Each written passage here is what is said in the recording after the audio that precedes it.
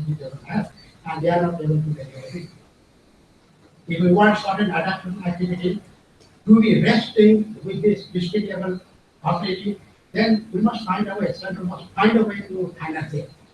Either allow them to raise taxes to some kind of like mechanism, have this intergovernmental process, make a problem where these local bodies get sufficient fund from the state. If you look now, only 4% of the national budget goes to district as it works now.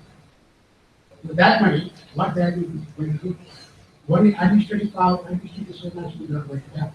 So basically what I'm saying, finance should follow the function. If you provide them some kind of function, obligation, finance has to follow. Either by generating extra money or through the intergovernment path.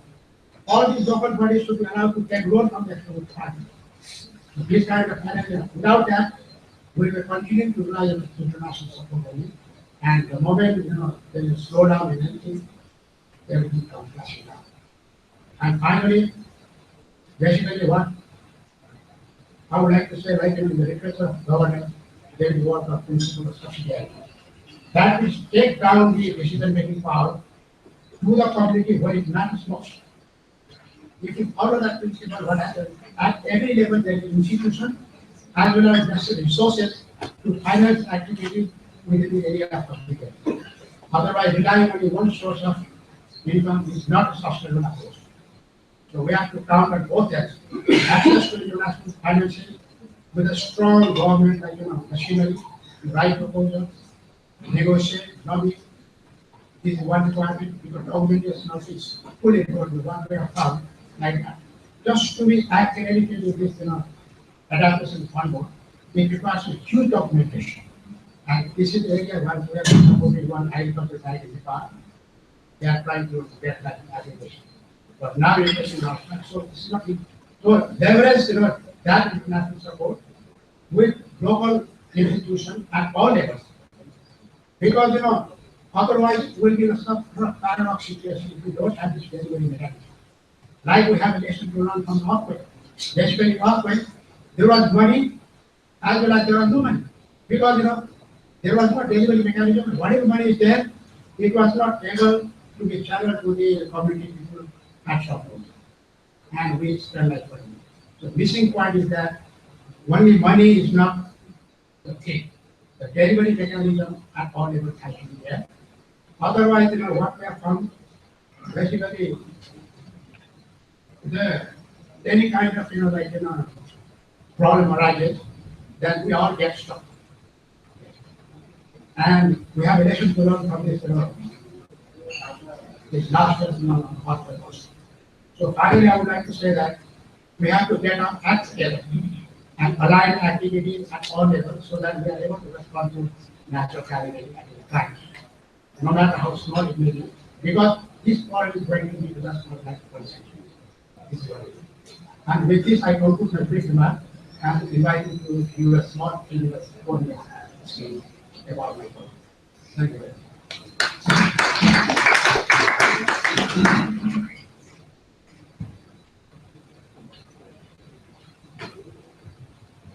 Nepal is known as the home of the Himalayas in the world. These Himalayas are the source of thousands of rivers that support livelihoods downstream.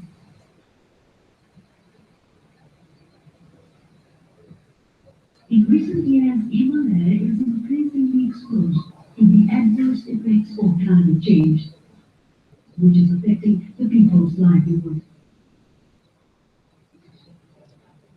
Particularly, the poor, disadvantaged groups, women, and marginalized communities have disproportionately borne the brunt of climate change effects. The National Framework on Local Adaptation Plan for Action. Within this framework, the government of Nepal prepared Local Adaptation Plan for Action, popularly known as LAPA, to enable the poorest and most vulnerable communities to adapt to the adverse effects of climate change, targeting the climate vulnerable, poor, and marginalized communities. The program is focused on key sectors that are highly prone to climate-induced effects, such as agriculture and food security, forest and biodiversity, water resources, and alternative energy. Climate change includes disasters and physical structures, human health and livelihood by addressing the immediate priority needs of climate vulnerable people. Nepal is highly prone to flood and landslides. Recurring floods and landslides have pushed many vulnerable communities to a hazardous situation where they might need to leave their ancestral place if some action is not taken. This program has supported such vulnerable communities through many adaptation actions, such as construction of high-rise community buildings, building retention and concrete wall, यो बाटो छैन लगाए सबैले चाहिँ र अब वर्षमै इलाका लागि बहुत सारा पठान बाटो में दोस्ती करे तो पठान जनता को देना यार ये बात जो कि इंडिया में चीजें हैं जलवायु परिवर्तन गर्दा बढी बाटो जो रूपमा प्रयोग गर्नाले हामी समुदाय पनि सुरक्षित होस् भन्ने उद्देश्यले यो गर्नुभयो यो गाउँले गर्दाखेरि हामी सुरक्षित रहेका छौँ. On the one hand, the flood and landslides have eroded and degraded the agricultural land. On the other, changing climate has affected the agriculture system, leading to reduced agricultural production. Realizing this fact, the program has supported to mitigate this problem through introducing drought and flood resistance fruits. Additionally, physical infrastructures like irrigation canals and irrigation ponds have also been constructed. Income-generating activities such as commercial livestock raising and vegetable farming have also been supported.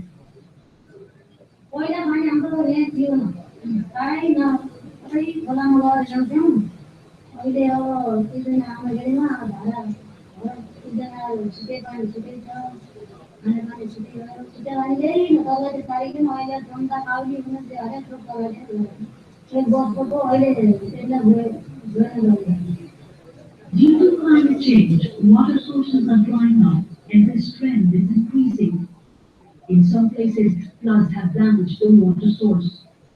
To overcome this problem, NCPSP has assisted in water source preservation, construction of drinking water taps, and rainwater collection in hilly program areas.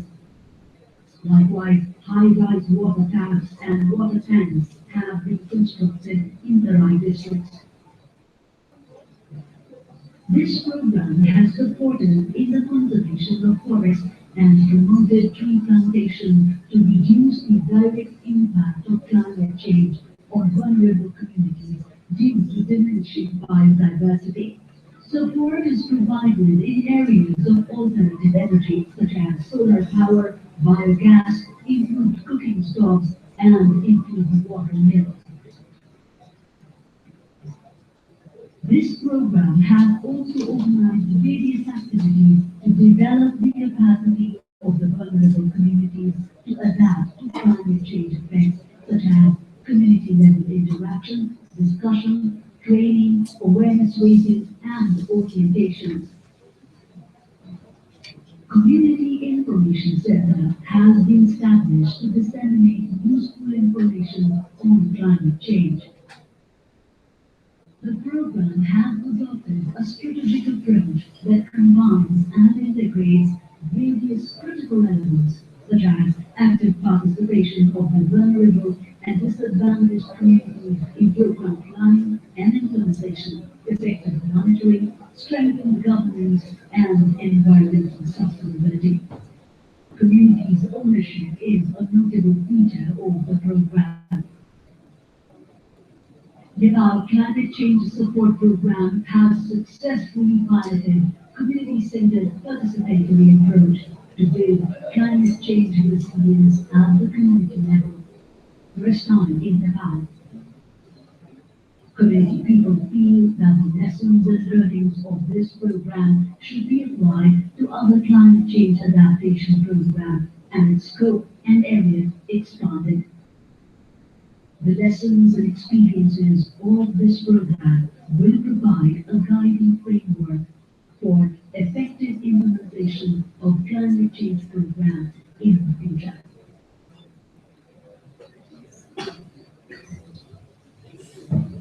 Thank you, Mr. Pretty, for allowing us to work this. We have the next speaker, Mr. Ganesh Saha. He is the former Minister for Science, Technology and Environment, Government of Nepal. He is going to talk on climate change mitigation.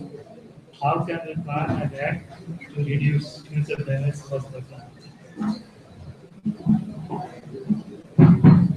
Thank you, Chair. The person is in the dash, panelist, respected audience. I think the result from Mr. Maldives, Pakistan is gone by.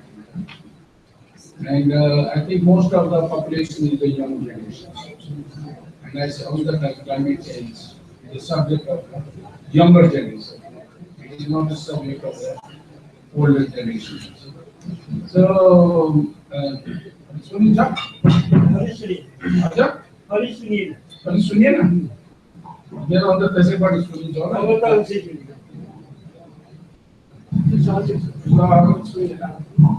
anyhow, actually my topic is the climate change mitigation. How do you plan and how do you become more safe? So normally in Nepal or developing country we talk less about the mitigation. We talk more about the adaptations. But I think I will talk a little bit about the climate change. So that climate change is a combination of few things, I see. Climate change has become a global political issue, especially in the coming last few years. If you see from Copenhagen to the Paris, it is a big global politics. So first of all, we have to understand what is this climate change politics. Why there has been no agreement for the last 6 years or 5 years from Paris, from Copenhagen to the Paris, because it is related to the economy of the different big countries versus the developing countries. So first of all, I think mitigation issues have been the issues of the developed countries. Developing countries have been all the time saying that we have still to develop.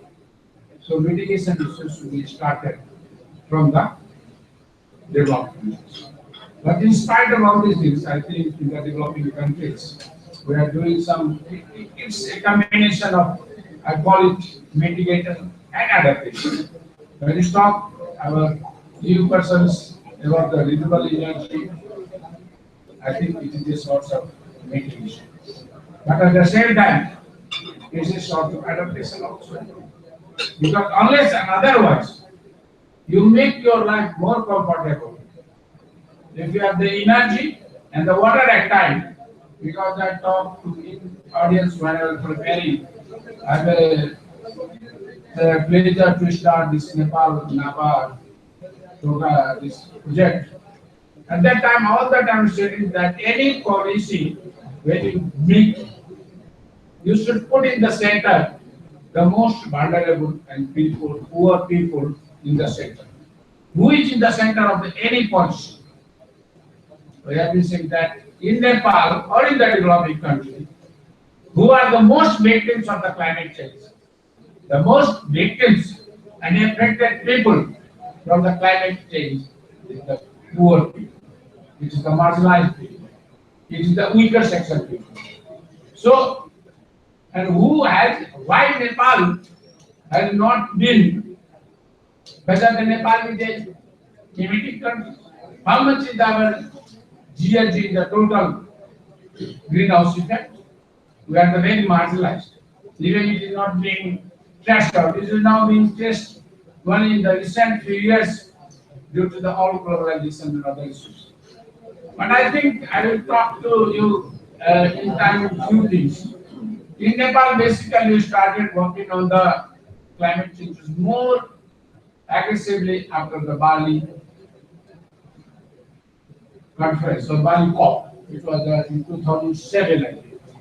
And then it was in the SARC, I think in 2008, there were a climate change action plans for adopted in 2008. And then in I think 2008 or 2009, there was a SARC level Science and Technology Ministerial Conference in Delhi, where we started three things together. One was the issue of the climate change politics. Another was the issue of the climate science. What our Ramesh was talking. In our country, sometimes we say that we are not so much popular at the climate change that if there is a misunderstanding between husband and wife, and if there is a quarrel between the husband and wife, or girlfriend and boyfriend, people say this is the impact of the climate change. So anything happening anywhere, we say this is the impact of the climate change. So now the time has come that to understand what is happening due to the climate change. And that's why now the climate science has to be given more attention, more priorities. I think in Nepal where we started, I don't know whether the audience are familiar or not. I think we started with the ministers that there should be a course on the climate science. And there's a master course going in Nepal in the Institute of Engineering on the climate change science. It is known that in climate change and development study, something like that.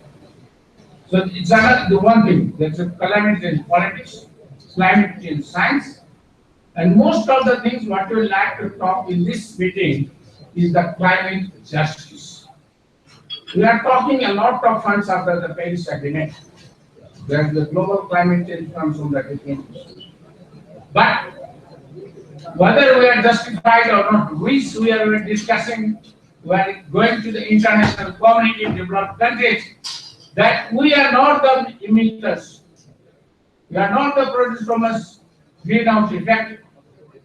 So we need the compensation, especially the country like Nepal, which is the most vulnerable country, and Nepal being the water cover of the Asia. It is we are talking about not only the scarcity of our own countries, but should say keep in mind that the Nepal water is feeding near about 70 to 80 million population downstream also. If that water diverts, so there will be hunger, there will be food crisis, there will be conflicts, all these things, because all of you know that due to in the recent year, due to the climate change, whether due to the air pollution, because now one of the biggest challenges in the global issue is coming the air population. Due to that, our human health is being affected. Our food production is decreasing. I think somebody was showing in the slide, by 2050, there will be 28% food production, less food production. And our old food production is changing. So I think when you talk about the climate change, all these issues, the bridging the gaps, greater cooperation in the countries, we have to keep in mind that the air pollution or the smokes coming in the Kanpur or any industrial area is going to affect the water in the Himalayas, and then all these floods are going to affect the life of the estimate. So I think we have to put in the center three things I can say in the climate change. First is the food issue. If we don't tackle this properly, within the cooperation between all these SARC in this region, and if you don't reach the voice strongly collectively, but if you do the voice not collectively, nobody is going to listen in the what I say in the climate justice. Nobody is going to listen in the Paris or the Copenhagen or in the other countries. Only the SARC countries or Asian countries raise the voice collectively about the climate justice. Second thing I would like to tell you, There has been a lot of funds, EU funds, other funds, but there is such a clumsy way to the access. So I have been raising the voices. That it should be easy access to the global climate change fund. It should not be so much conditionals. It should be made easily available also. So another issue is the access to the climate change fund. Third issue, I think we have been raising, I have told you, that in this part of the world, we are very less talking about the R&D, science and technology. We say to invest in the research and development is a wastage of money. We don't have the data. When you talk of the loss and damages, we don't know what is the data, how much water is flowing, how much the damage is going, and as our Rameshji was telling, we write something what it comes in the mind. Oh, there is a lot of losses. We don't specify because we don't have that data. So in the recent year, when the Nepal, if you see the Nepal, in the last 7-8 years, there has been in every trial a lot of climate change issues, the government institutions. There is under the Prime Minister, there is a Climate Change Council, there is a ministry, already a lot of things going in the UNDP things. We are working in the academic institution, there is a knowledge, it is a knowledge-based something in the NAST, KMC, Climate Change Knowledge Management Center under the NAST. So, and then you have the local level, the LAPA, CAPA, etc. And I just talking the issue about Dr. Sal, about that we are in the climate change talking about the building the more climate resilient villages for agriculture. What we call the smart farmers.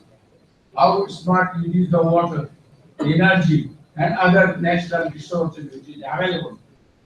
This can be done only if you do proper research, proper technologies are developed. So what is the, again I come to the Bali framework, these 4 pillars. The mitigation is the part of the developed country. Adaptation, we have to develop the proper tools and technology. There is a technology transfer. See, what is to buy your small mobile phones, which are developed, you have to pay a lot of money. To buy any new knowledge, you have to pay a lot of what is it, intellectual property rights.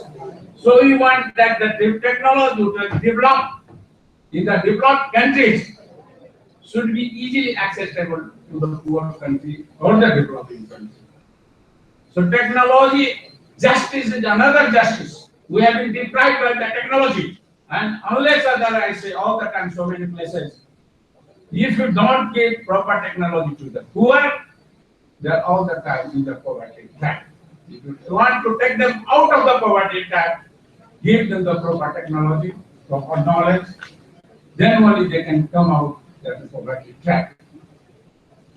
So lastly, I will know because this is not like our minister. You make under the seat, we make under the Kalapathar. But in spite of all these things, nobody is going to listen in the world.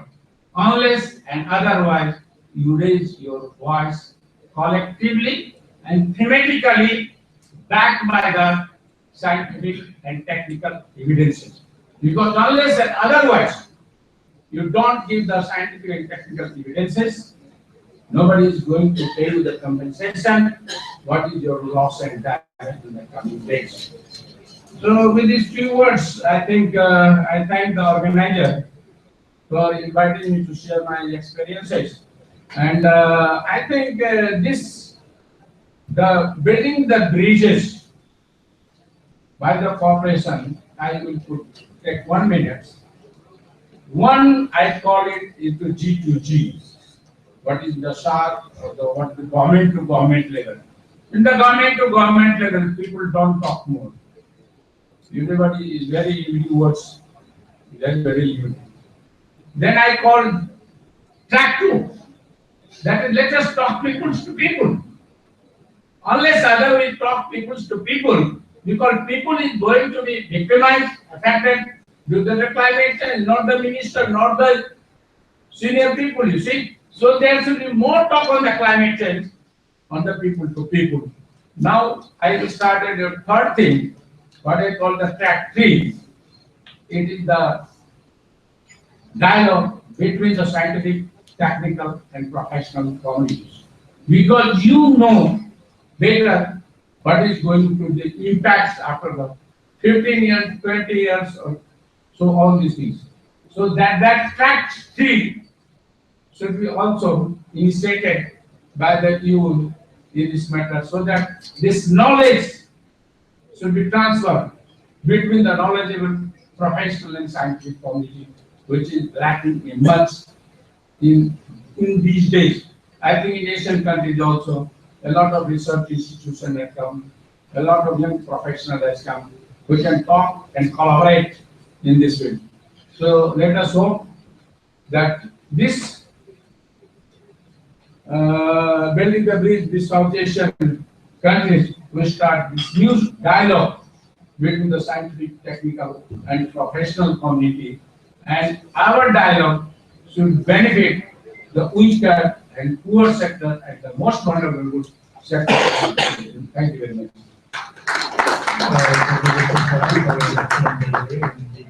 Pertinent issues of climate change and possible impacts, and needful lesson that we need to take into consideration. So, without further delay, let me invite Mr. Jaydev Gupta. So, he's an environment journalist based in India, and he's talking about the media and climate change adaptation. What are the challenges and opportunities for climate change adaptation?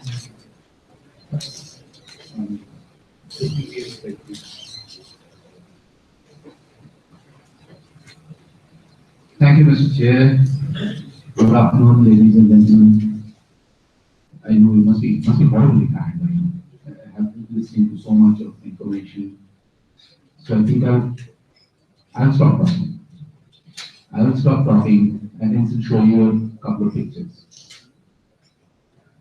This is a graph that I really want all of you to know by heart. Because this is a graph of global disasters that have taken place from 1900 to 2009. The top line is the red line as a total. Okay? The yellow line is earthquakes.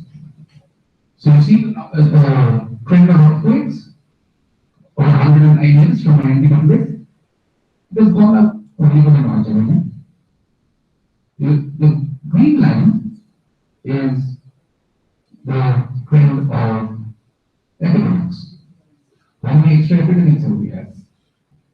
We have, again, you will see that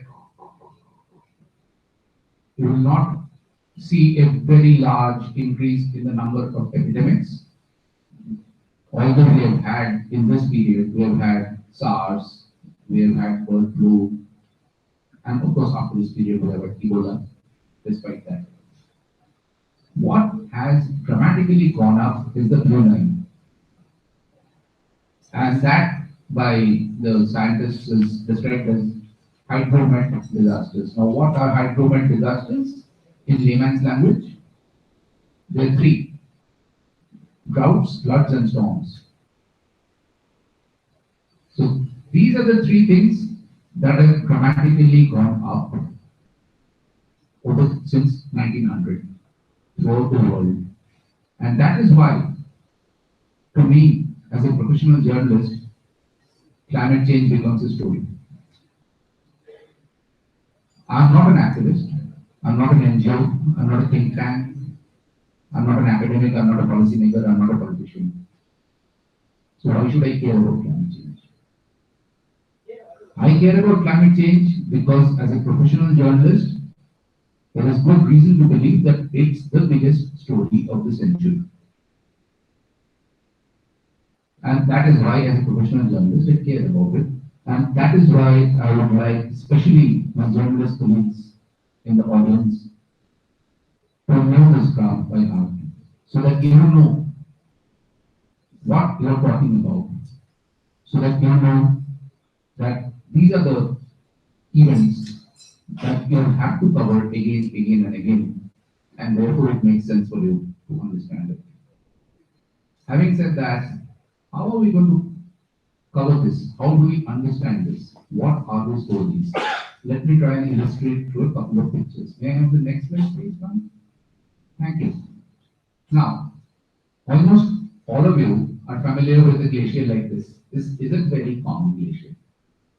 Out of the 14,500 glaciers in the Himalayas in the entire age, 14,500 odd, almost all glaciers are these very small half-kilometer glaciers and glaciers.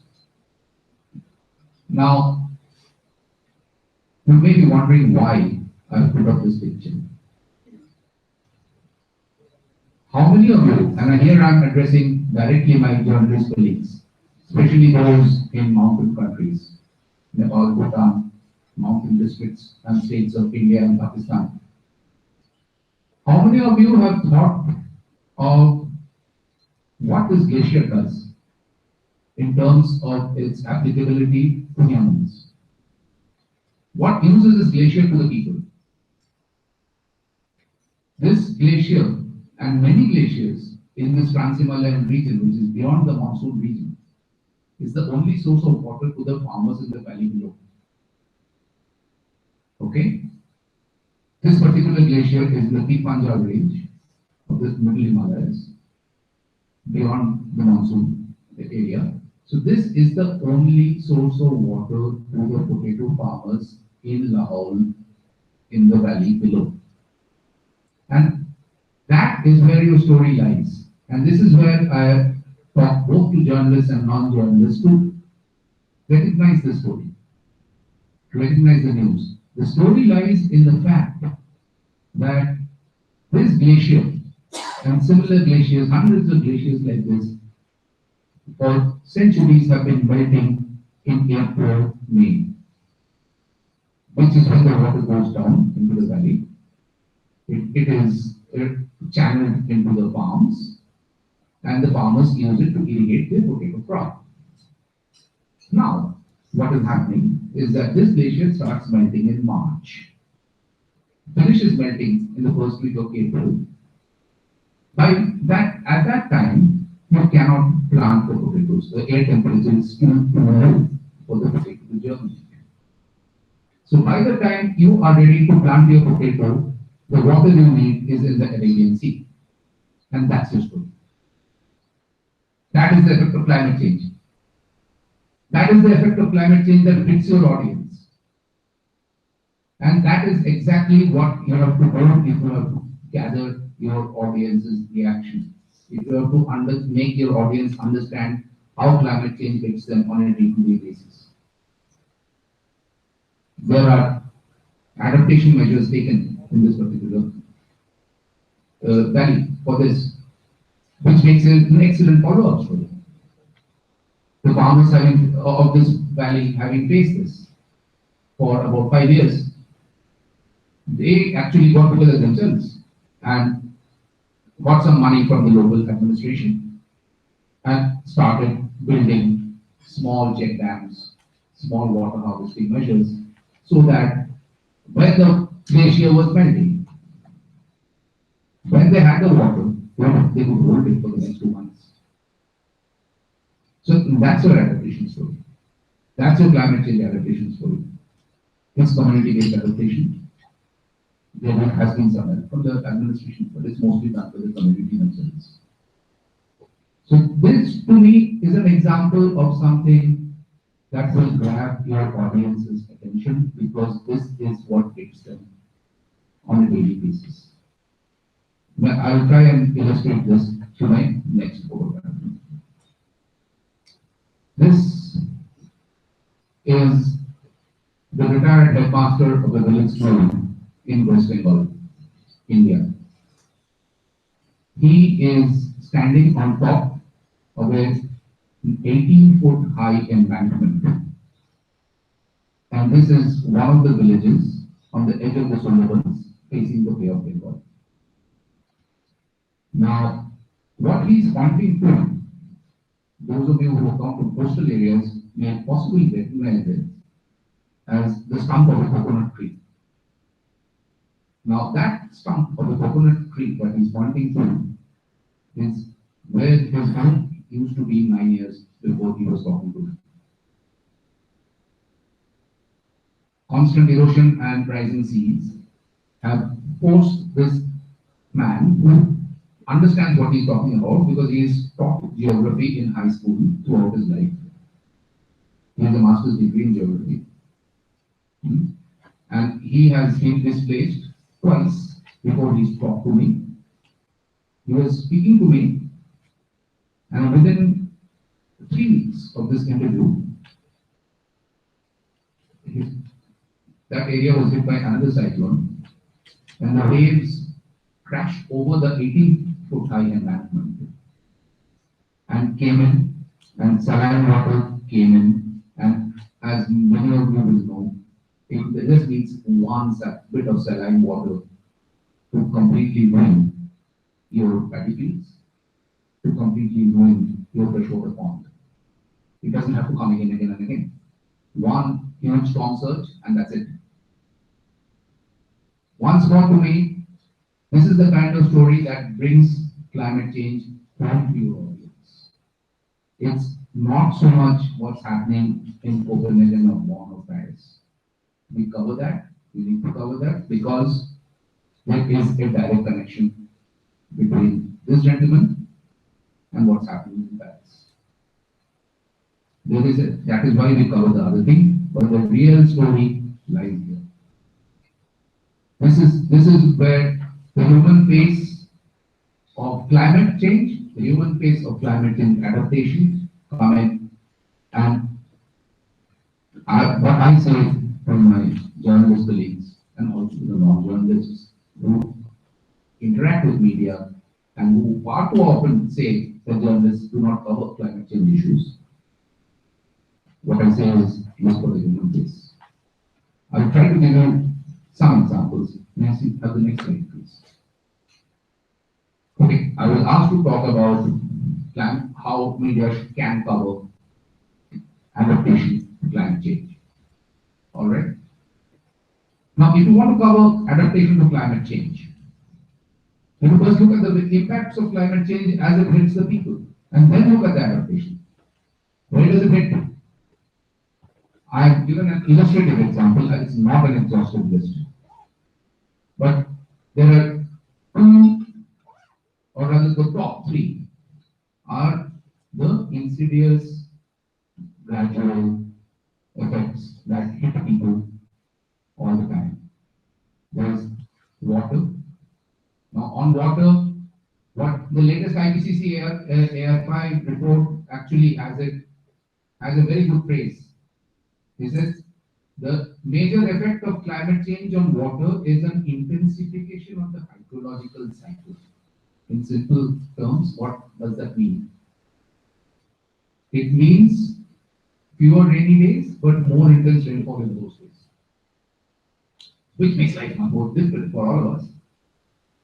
Because you get more intense, fewer rainy days, so means more dry days and more water stress, and when it rains, it just flows out.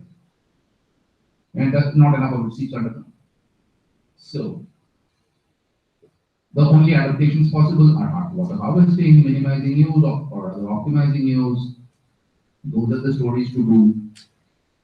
I will come back to Irene's question from yesterday because especially in water, it's a very important question on how to keep audience interest going in these stories. In the area of agriculture, there is an enormous amount of work going on in South Asia. Today, we heard a lot of what's happening in Bangladesh in terms of salinity tolerant rice varieties and other crop varieties. I'm aware of what's happening in Sri Lanka, in India, and in Pakistan in flood tolerant crop varieties, in terms of drought tolerant crop varieties, in terms of using less water for paddy cultivation, dry rice cultivation. An enormous amount of work is going on there. And I think, I will admit that it's my failure as a journalist and it's our failure as a journalistic community to take this work that is going on, very important work that's going on in climate change adaptation, to our audiences sufficiently. We do try.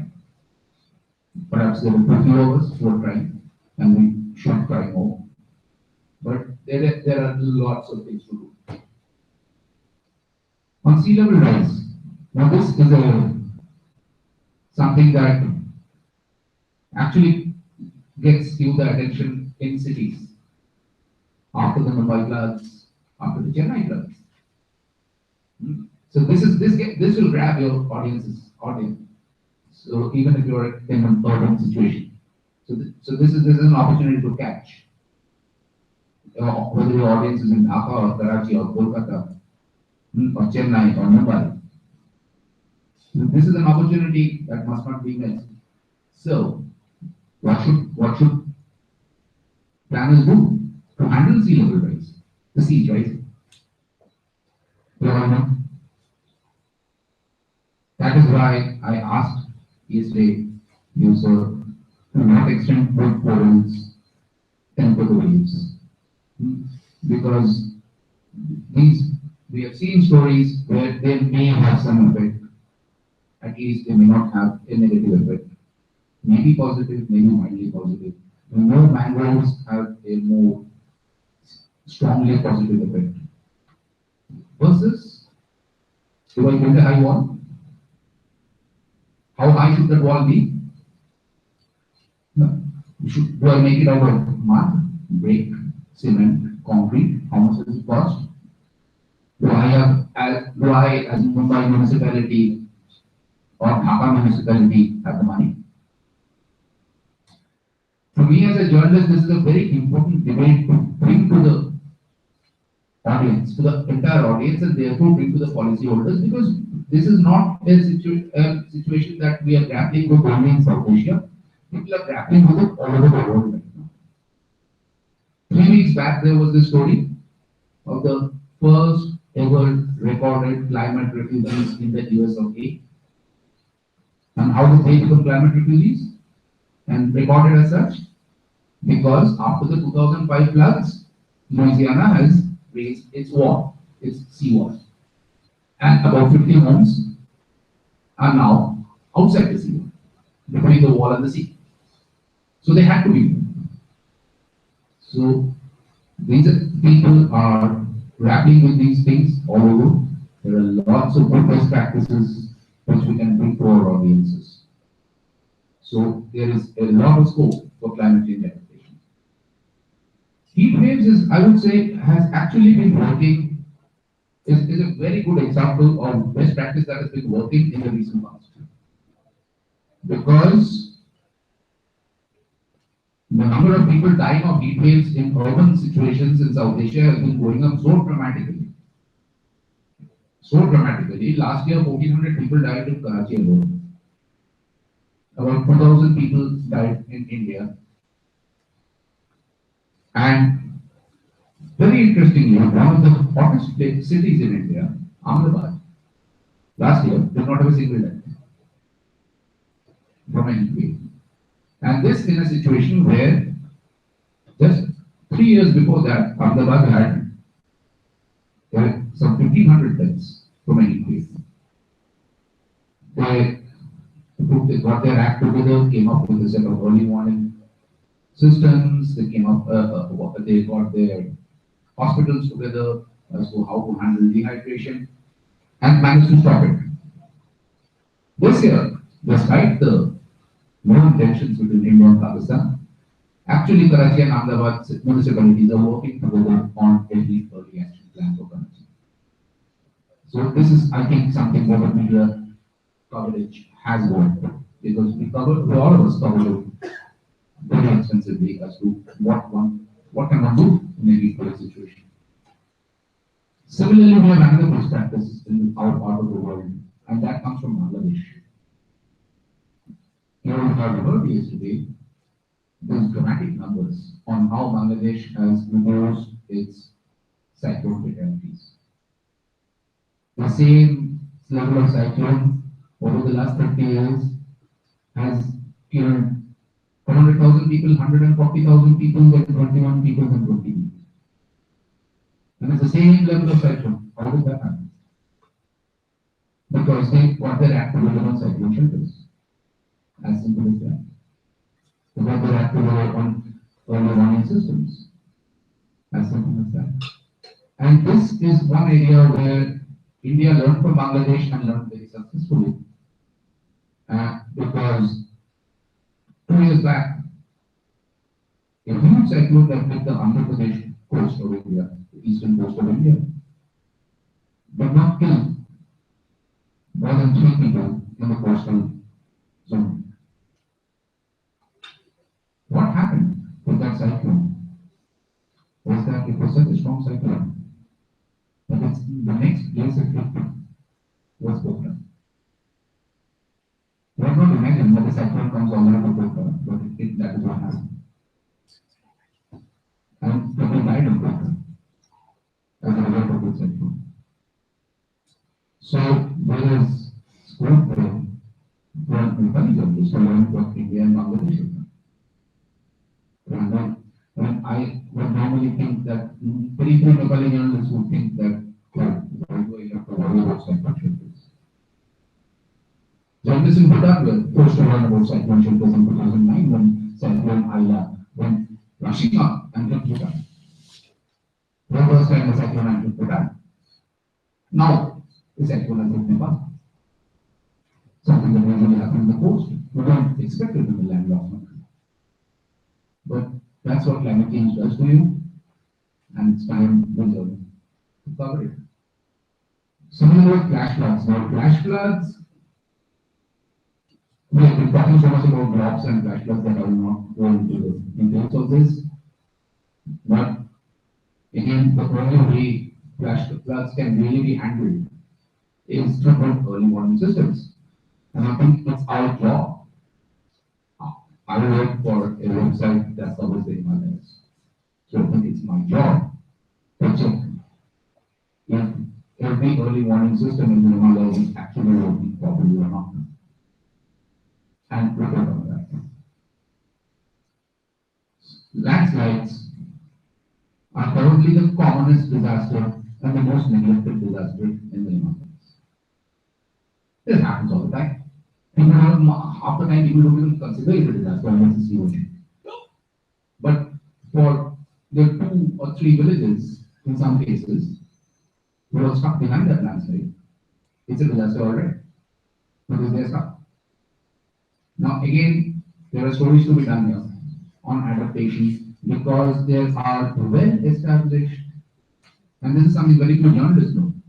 There are well-established engineering procedures on how to build roads in the mountains, which are rarely followed. And it's our job, it's my job and it's your job to check if those norms are being followed or not. I think I've gone long enough. If anybody wants any further questions, I'm here. Thank you very much. There is one question that was asked yesterday by not just by many of the speakers. They said, "Oh, so many journalists don't know how to cover this. So can we have some manuals to do it?" Let me tell you that there are lots of manuals available over the net, including for us. I've given them to the organizers. They're free for everybody. They're PDF copies. And you are most welcome to that. And I have told the organizers to put them on the website. One is on how to cover DRR. One is on specifically on how to cover climate change adaptation in the Himalayas. Thank you. Thank you, Mr. Gupta, for the presentation. Now we have listened to all the 4 witnesses. The floor is now open for discussion. Anybody who wants to raise the questions or provide comments and suggestions, please raise your hand so that people can take you to raise questions or provide comments and suggestions to these speakers.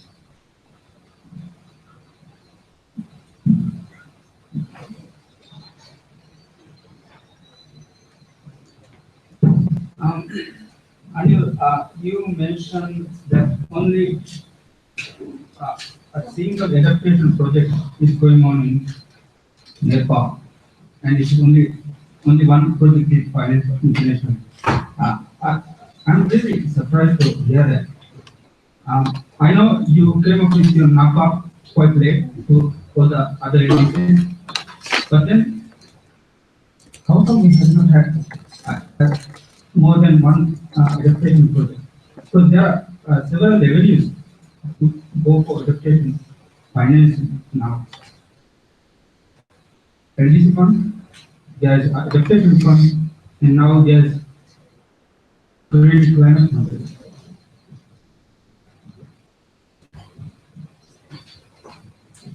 So I was saying like, this is the one major project on climate change is late and cannot be solved. That is the point. But apart from that, there are many projects outside of the transportation. Or cannot be cannot be the national grid. There are many other projects which are directly funded by government and channels.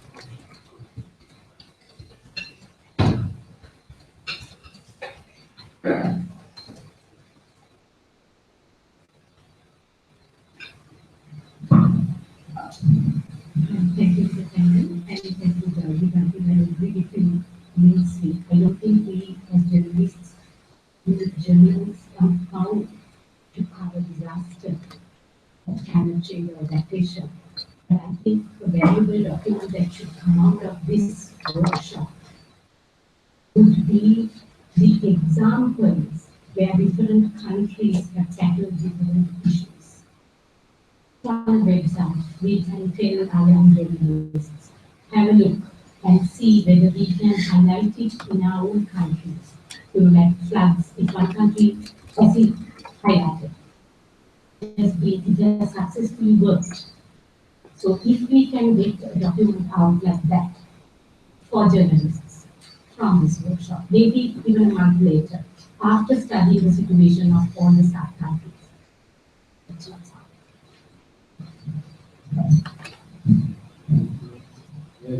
Yeah. Yes, I agree with Dominic. In fact, due to lack of time, there are examples which I didn't give. There is a very good flash flood early warning system developed originally in Assam and then in Bangladesh and now being tried out in Nepal. This is the coordinating agency, and they have developed a lot of that on the software on that. It's available. The information is available. Right. I spoke to Pakistan's gentleman in charge of climate change adaptation in its mountain districts and was completely unaware of this. So is that so? All our questions. So yes, there is need to do more stories on this and to put the information in some sort of a central repository. Because it could go to Sri Lanka. Yes, it's got a lot of it could go to Sri Lanka. Sri Lanka has loads of disaster.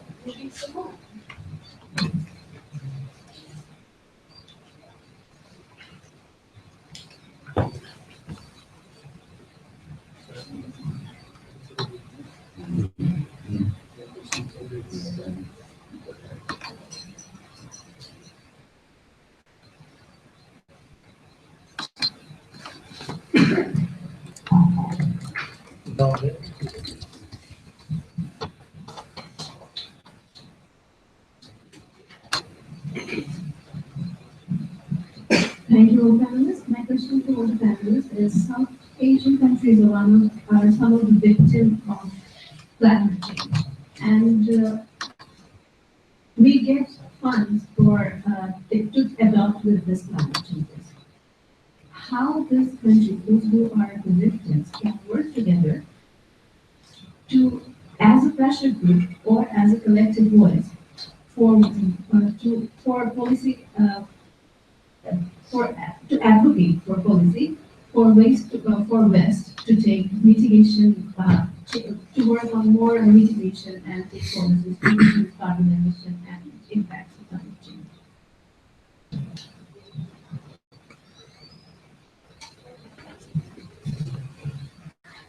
I just a quick comment on that. Yeah. I think if you talk about this global negotiations, then I've been through this kind of negotiations for long. There's a pretty much good pressure driven by these type of countries. They have a very strong group called this type of country group, and then that is a platform where they always push their agendas, and then they convince or they try to convince the developed countries in the global negotiations. So that is one of the windows from where this the poor countries, vulnerable countries, give pressure to the developed countries. And I think that is a quite good platform because everybody is heard there, and you have a right to object.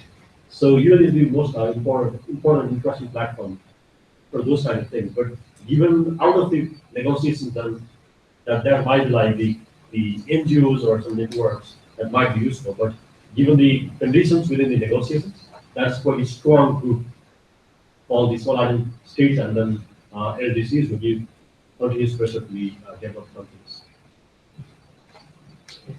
One comment and one question. I think comment is to Joydeep and Ramesh and say that thank you very much for your presentation. I think if we really want to work on science, practice and policy together and make it effective, then we as researchers need to learn from you on how to communicate messages, we try and organize a lot of workshops for journalists to learn about climate change, but maybe Third Pole can organize a workshop for researchers on how to just communicate.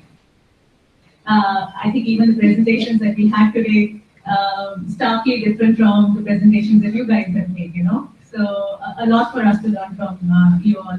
But a question to Anilji and to Ganesh is, sir, you have talked about very interestingly payment for services in your project. And when you were talking about Ganesh, sir, you had said that Himalayas are the water towers for South Asia, and it's actually 1.2 billion people who depend on it, downstreams.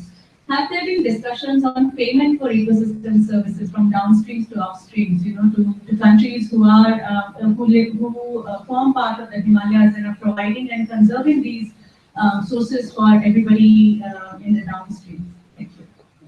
Thank you. I think somebody is also working with the voice. There should be payment for this ecosystem. But at the start level, No, that's why I'm talking about the climate justice, what I say. Yeah. When I say about the climate justice, it's not only the losses they are doing, but also the property we are selling. It is not only in the payment for the ecosystem, for the Himalaya, it is our forestry community. As you know that we increased our forestry area also in Nepal. By I think 5%. It was 39%, now it's 24%, I think. So all these things to payment for the ecosystem. So under the climate justice I talks, I talked about whether it is the water issues, whether it is the air pollution issues, your industrialization, how it is affecting the health, what is talking. In our Himalayas, we don't know. That's why I will just due to time constraint. One of the Nepal's demand in the international community is that the Himalayan Climate Research Center should be established, so that we can communicate through the scientific data. We are communicating just, you see now we are sensitizing relation all our Himalayan issues. We are sensitizing the issues. But still, it has to be addressed to the scientific data. But we say, how much is the losses? We say there is a huge losses. How much is that? It has to be recorded. Yeah, so there few things are going. Say under the BPCR, we are now doing a little small projects, you see, strengthening our capacities on all these things.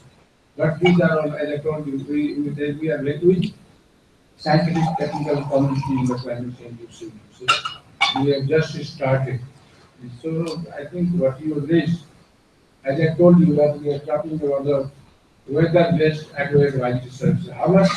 How we are going to empower our farmers? Because I just not making the English is not so great like them. But in Nepal, we say the most of the victims of climate change is our water resources, jal, jungle, jameen, jali-buti. I am not talking. I think most of the people have said how important is our water, how important is our forest, how important is our agriculture, how important is our biodiversity, of which we have not discussed too much. We don't have so much data. And you see, but this voice has to be raised collectively. I say, as Ramesh is doing now, the LDC and the small islands are raising the voice, but this voice is still not heard that much as we think, as we are raised. Thank you. Yes, comment. But if I don't know, you probably know this, that ECMOD and the third pole are knowledge partners. Yes, we do. We take an enormous amount of data from you, and an enormous amount of input from you, and in turn, what we do try to give to whatever to what extent is whatever that we can communications. Mega Guru works with us all the time. But I will take this opportunity to say something that again I wanted to say but didn't have the time to say, which is what I did have raised yesterday. When you were talking to journalists and talking about climate change issues, do not think of climate change as an environment story. Okay? It's far more than an environment story. It's a political story at the domestic level. It's a political story at the international level. It's a health story. It's an economic story. It can even be a sports story. So you can take up just about every slot in the news channel or every page in the newspaper, except the stock market story. But even when the carbon markets work, you don't take that over. But this is how you put it over. What almost understands is that for people like us, getting the story is only 30% of the job. Convincing our editors to carry that story is 70% of the job. And that is why we keep needing new angles. And that is why we keep needing it to show how something like climate change is so important to the entire economy. On the payment of services, what I was trying to say is like, we have to have some kind of village governance, as a very, very important thing. Because when you talk about the organization, it must find a way to finance itself. So, and there are ways to finance itself, and we have good experience like the farmers and community are able to finance at least some of the contribution for basic services. Because in adaptation, when we look at the local adaptation plan action, if you look at the whole list, in a small things like drinking water, canal, harbors, which directly is linked to that. And now they have this water resource problem. So basically, to support this kind of initiative, keep mechanism activity going on, have a small technician right at the door. Why they should go to Kathmandu? It's just right. Because so whatever things the community are able to afford themselves, let's have a system within that organization. And maybe that's how they can do it. Another way, like the promote the culture of carrot also, because in the real sense, like unless you are able to pay something for the services that you get at the doorstep, is not going to be sustainable. So if you look at the sustainability point of view, you must find a way to self-resource. I was just at one minute to see when you talk about payment for the ecosystem.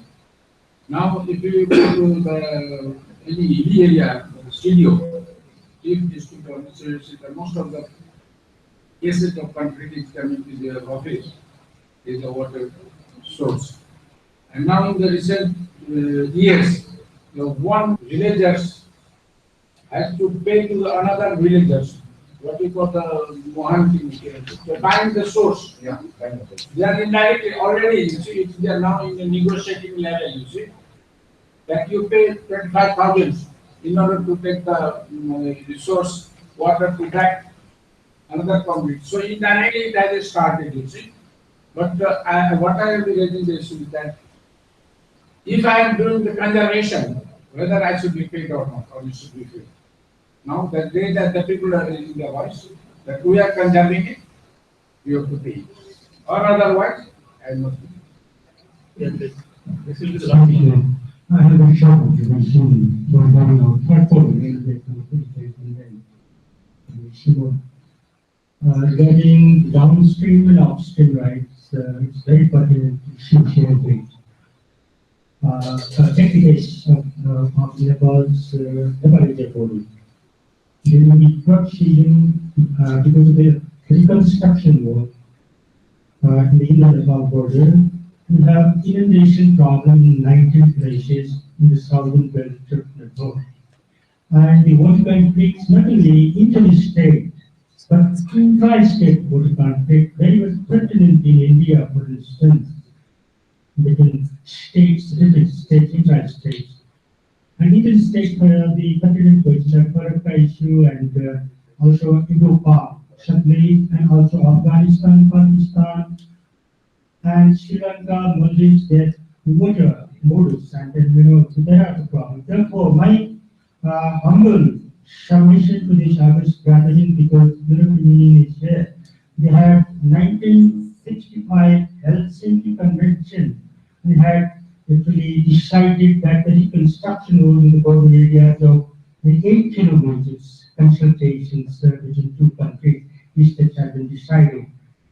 Therefore, I recommend to those August gathering that let's make South Asian regional riparian rights statutes. That is very much necessary also in South Asia. Thank you very much.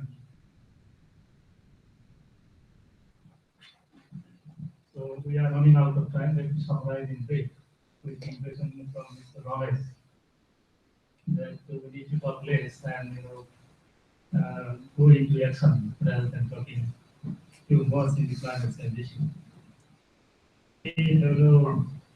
I have two presentations in this session, and let me get each one message from each of these speakers. So in the first presentation, so the message from his presentation is, we need to have consistent and uniform data on climate change issue, and he is recommending that media can play a bridge between scientists and local communities in addressing the climate change issue in the South Asia region. Next to Mr. Ramesh, Mr. Anil Kesi highlighted the status of National Climate Change Support Program with the main message to integrate climate change issues in all sectors, development planning and program as well. And he also highlighted the need of initiating fiscal decentralization along with political and administrative decentralization. Mr. Shah, he also highlighted the role of initiating dialogue between scientists, technicians, and professionals in addressing the climate change issues in the South Asia region, focusing on 3 key areas: food production and security, food security, access to the climate funds available in the global area, and investment in the research and development sector. And the last speaker, Mr. Gupta, he highlighted the nature of impacts that in the South Asian countries and possible practical adaptation measures that we have been initiating in each of the countries according to the impacts that we are facing in the region. So I, on behalf of chair of this session, would like to thank all the presenters for their excellent views in the areas of climate change issues, and also 2 presentations on the role of media in taking the issues forward to address the impacts of climate change in the days ahead, and also 2 presentations on the issues, the adverse impacts from the climate change that the South Asian region is facing these days, and possible measures in the region as a common way to tackle to address those challenges. I also thank the organizer for providing me to take the role of session chair in this session, and I also wish this 2 days workshop a success, and thank you very much.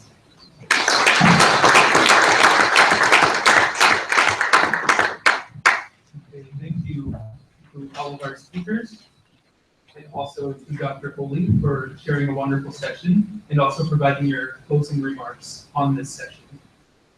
So now we're going to have a brief tea break. The tea is in the back, and then we'll also hear from the other chairs or the replacements for the chairs that could not stay with us today about the closing remarks for this workshop and all the 2 days, what we learned from what we've been discussing. So please enjoy your talk.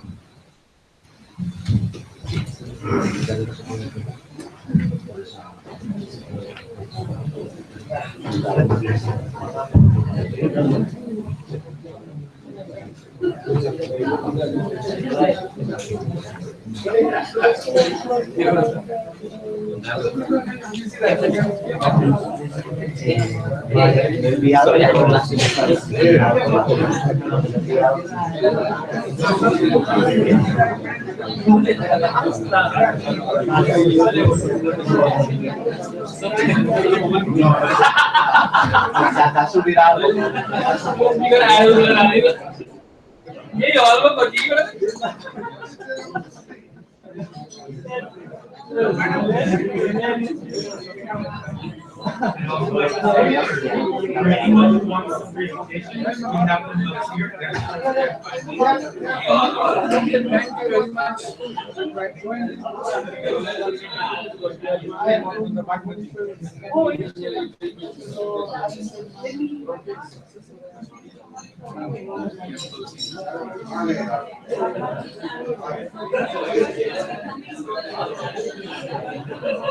Yes, because I like with the chairman is I don't know writer of the I started my career towards supply engineering. So I worked much more on the wash.